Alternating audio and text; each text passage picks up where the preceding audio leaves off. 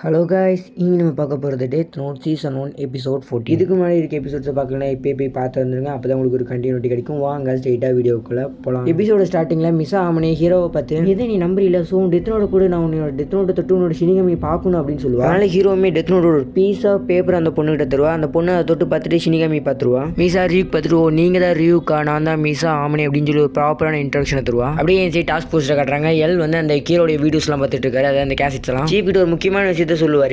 Hero light யாகமே investigate பண்றதுக்காக அவரோட ஒரு அசிஸ்டன்ட் அனுப்பியிருப்பாரு. சீஃப், என் பையன் மேல இருக்க சந்தேகம் உனக்கு போகவே போகாதா அப்படின்னு சொல்லி கேட்பாரு. எல் நம்ம ரொம்ப முக்கியமான ஒரு சுச்சுவேஷன்ல இருக்கோம். ரெண்டாவது கீராவும் ஃபர்ஸ்ட் கீராவும் சேர்ந்துட்டாங்கன்னா என்ன நடக்கும்னு சொல்ல முடியாது. கொத்துக்கத்தான உயிர்கள் போகும். வாட்டிஃபா கூட லைட் கீராவா இருந்தக்கூடாது அப்படின்னு சொல்லி தான் அவர் பயங்கரமா இன்வெஸ்டிகேட் பண்ணிட்டு இருக்காங்க. அப்படியே சீனை ஸ்வைப்பா நம்ம ஹீரோ இருக்க பக்கம் காட்டுறாங்க. ஹீரோ மீசா கிட்ட இன்னொரு கேசட்ஸ் அனுப்பு, அதுல நானும் கீராவும் மீட் பண்ணிட்டோம், நீங்க எல்லாம் மட்டும் கீரா பக்கம் ஆதரவா இருந்தீங்கன்னா கீரா உங்களுக்கு அவரோட பவரை தருவாரு அப்படின்னு சொல்லி. அப்புறம் இன்னொரு விஷயம், எதையுமே எடுத்தோம் கவுத்தோன்னு பண்ணாத, ஏன்னா என்னையவே கீரான்னு சொல்லி ஒருத்தர் சஸ்பெக்ட் லிஸ்ட்ல வச்சிருக்கான் அப்படின்னு சொல்லுவாரு. என்ன சொல்றீங்க, உங்களையே கீராவா அந்த சஸ்பெக்ட் லிஸ்ட்ல வைக்கிற அளவுக்கு ஒருத்தர் அந்த இடத்துல இருக்கானா அப்படின்னு சொல்லி கேட்பா. அப்படியே ஹீரோயினி அவளுக்கு எப்படி டெத் நோட் கிடைச்சது அப்படிங்கிற அந்த விஷயத்தை சொல்லுவா. அந்த ஷினிகாமி சத்தத்தை பத்தி சொல்லுவா. இதை கேட்ட ஹீரோமே, ஓ அப்படியா, மனிதர்களோட விதியை மாத்தி எழுதுனா ஷினிகாமிஸோட கதை முடிஞ்சுதா? ரியூ, ஆமா, எந்த முட்டாள் பார்த்த வேலை இது, யாராவது ஒருத்தர் சாதாரண மனிதனுக்காக தன்னுடைய முழு ஆயுள் நாட்களையுமே இழப்பாங்களா அப்படின்னு சொல்லுவோம். ஆமா ஆமா, இந்த ரியூக்கு எனக்காகலாம் சாக மாட்டான், என்னை யாராவது கொண்டா வேடிக்கை வேணா நல்லா பார்ப்பான் அப்படின்னு சொல்லி நினைப்பாரு. லைட் மிஸ் ஆகிட்ட, நீ என்னன்னாலும் எல்லோட கண்ணில் மட்டும் பற்றாத, நீ மட்டும் அவருடைய கண்ணில் பட்டினா நீ தான் செகண்ட் கீராக அவன் முடிவே பண்ணிடுவான் அப்படின்னு சொல்லுவாரு. நான் காலேஜில் இருக்க நிறைய கேர்ள்ஸ் கூட பழக வேண்டியதா இருக்கு, நான் அவங்க கூட எல்லாம் வீக்லி ஒன்ஸ் அவுட்டிங்லாம் போகலாம் அப்படின்னு சொல்லி ஹீரோ சொல்லுவாரு. மிசா ஹீரோட்ட, இல்ல நீ என்னாலும் யாரு கூட சுத்தலாம் கூடாது, பிகாஸ் நான் உன்னோட கேர்ள் ஃப்ரெண்ட், நீ என்னோட பாய் ஃப்ரெண்ட், நீ என்னை விட்டு வேற ஏதாவது பொண்ணு கூட சுத்திட்டு நான் யோசிக்கவே மாட்டேன், அவங்க கதையை முடிச்சிரு அப்படின்னு மிசா சொல்லுவா. ஃபர்ஸ்ட் ஹீரோ அந்த பொண்ணு கிட்ட கைண்டா பேசுவார், பட் அந்த இடத்துல கைண்டுக்கு வேலையே ஆகாது. மறுபடியும் ஹீரோ அவரோட சுய ரூபத்தை காட்டி பேசுவார். எப்படின்னா, உன்னோட டெத் நோட் என்கிட்ட தான் இருக்குங்கிறத நீ என்னைக்குமே மறந்துடாத, ஸோ நான் இப்போ கூட நினைச்சா உன்னை போட்டு தருவேன் அப்படின்னு சொல்லுவாரு. அப்ப ரெம் ஷினிகாமி, தம்பி லைட்டு, நான் இங்க இருக்கிறத நீ மறந்துடாதப்பா, நீ மட்டும் மிஸ்ஸாவை ஏதாவது பண்ணினா நான் யோசிக்கவே மாட்டேன், அடுத்த செகண்டே உன் பேரை டெத் நோட்ல எழுதி உன்னை போட்டு தள்ளிடுவேன் அப்படின்லாம் சொல்லி ஹீரோ மிரட்டு. ஹீரோக்கெல்லாம் பயமே வந்துடும். ஹீரோ அந்த பயத்தோட தான் அந்த ஷினிகாமியே பார்த்துட்டு இருப்பாரு. கரெக்டாக ஹீரோட வந்து லைட்டு 11 மணி ஆயிடுச்சுப்பா, அந்த பொண்ணு அவங்களோட வீட்டுக்கு அனுப்பிவிடுப்பா அப்படின்னு சொல்லுவாங்க. போகும்போது மீசாமணி, பாய் பாய் லைட்டு, நம்ம நாளைக்கு மீட் பண்ணலாம் அப்படின்னு சொல்லிட்டு கிளம்புவோம். பட் நம்ம ஹீரோட தாட் ஃபுல்லாக அந்த ரெம் ஷினிகாமி பற்றி தான் இருக்கும். ஹீரோ மனசில் என்ன யோசிப்பானா, எப்படியாவது இந்த ஷினிகாமி ஃபர்ஸ்ட் ஏதாவது பண்ணணும் அப்படின்னு சொல்லி யோசிப்பாரு. ஹீரோ ஒரு ரூம்ல பயங்கர டென்ஷனாக உட்காந்துருப்பாரு. எப்படின்னா, நம்ம ஹீரோ வந்து ஏதாவது பொண்ணுகிட்ட பேசி பழகினாதான் இந்த பொண்ணு கூட பேசுறது கொஞ்சம் கேஷுவலாக இருக்கும். பட் ஹீரோ எந்த பொண்ணு கூட பேசினாலும் மீசாமனே அந்த பொண்ணை போட்டு தள்ளிடுவாரு. சரி, மீசாவே போட்டு தள்ளிடலான்னு பார்த்தா இந்த ஷினிகாமியான ரெம் ஹீரோக்கு தொலையா வருது. இது எல்லாத்த பற்றி தான் ஹீரோ இப்போ யோசிச்சுட்டு இருப்பாரு. முன்னாடி மாதிரி இல்லாம ஹீரோ இப்போ காலேஜில் சில பொண்ணுகிட்ட பேசுற மாதிரி காட்டுறாங்க. அதை அந்த ஹீரோ ஸ்பெக்டேட் பண்ண வந்து அந்த ஆஃபீஸருமே பார்க்குறாரு. ஹீரோ சாயங்கால நேரத்தில் டாஸ்க் ஃபோர்ஸ் ஆஃபீஸ்க்கு போறாரு. லைட்டுமே பார்க்குறாங்க. அந்த ரெண்டாவது ஹீரோவான மீசாமனே நம்ம ஹீரோட சொல் பேச்சுபடியே ஒரு டிவிடி பிளேயர் அனுப்பியிருப்பாங்க. ஐ மீன் ஒரு கேசில் உங்களோட வாய்ஸை ரெக்கார்ட் பண்ணி அனுப்பியிருப்பாங்க. ஹீரோ எனக்கு உத்தரவு கொடுத்திருக்காரு, நான் நல்லவங்களை கொல்ல மாட்டேன், கெட்டவங்களை மட்டும் தான் கொல்லுவேன், நீங்களும் கீராவுக்கு ஆதரவா இருங்க, கீராவோட பவர்ஸ் உங்க கூட ஷேர் பண்ணுவார். இதை கேட்குற எல், எனக்கு தெரிஞ்சு first hero second hero meet பண்ணிட்டாங்க. இதுக்கு முன்னாடி அவன் அனுப்பின எல்லா கேசட்ஸ்லையுமே ஒரு கான்ஃபிடென்ட் இல்லாத மாதிரி தான் வாய்ஸ் இருந்துச்சு. பட் இந்த கேசட்ல அவனுக்கு பயங்கரமான கான்ஃபிடன்ஸ் இருக்கு. கீரா கேசட்ஸ் அனுப்பினா எப்படி இருக்குமோ அதே மாதிரி தான் இதுவும் இருக்கு அப்படின்னு சொல்லுவாங்க. அப்புறம் இன்னொரு முக்கியமான விஷயம், லைட்டு,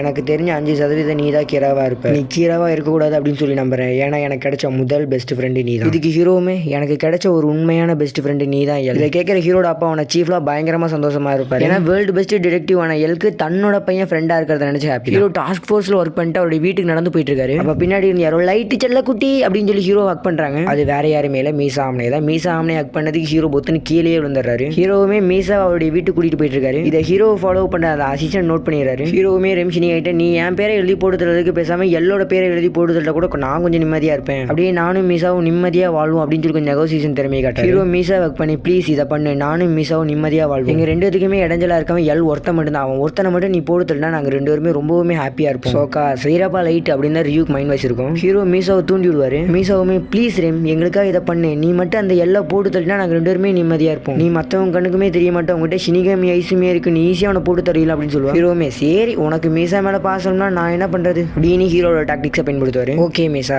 நான் உனக்காக எல்லாம் கொள்றேன் அப்படின்னு ரெம் ஷினிகாமி சொல்லும். ரெம் அப்படின்னு சொல்லிட்டு மீசாவுமே போய் ரெம் ஹக் பண்ணுவா. இதை கேட்டு ஹீரோ ஷாக் ஆகிறதோட இந்த எபிசோட முடிச்சிட்டாங்க. ஓகே கேஸ், இந்த வீடியோ பிடிச்சிச்சுன்னா லைக் ஷேர் கமெண்ட் பண்ணுங்க, மறக்காம நம்ம சேனலை சப்ஸ்கிரைப் பண்ணிருங்க. நீங்க பண்ற ஒவ்வொரு சப்ஸ்கிரைபே நமக்கு ஒரு மோட்டிவ். அதிகப்படியான சப்ஸ்கிரைபர்ஸ் இருந்தாங்கன்னா சப்ஸ்கிரைபர்ஸ்க்காகயாச்சும் வீடியோ போடுவோம் அப்படின்னு சொல்லி டெய்லி வீடியோ போடுவோம். பட் சப்ஸ்கிரைபர்ஸ் இல்லைன்னா எதுக்காக போகணும் அப்படின்னு சொல்லி நமக்கே ஒரு தாட் வந்துடும். ஐ ஹோப் கண்டிப்பாக நம்ம சேனலை சப்ஸ்கிரைப் பண்ணுவீங்க அப்படின்னு சொல்லி நம்புறேன். Okay, bye bye. உங்களிடம் இந்த வீடியோ போடுது உங்கள் யூனிக் தமிழ் எக்ஸ்பிளனேஷன்.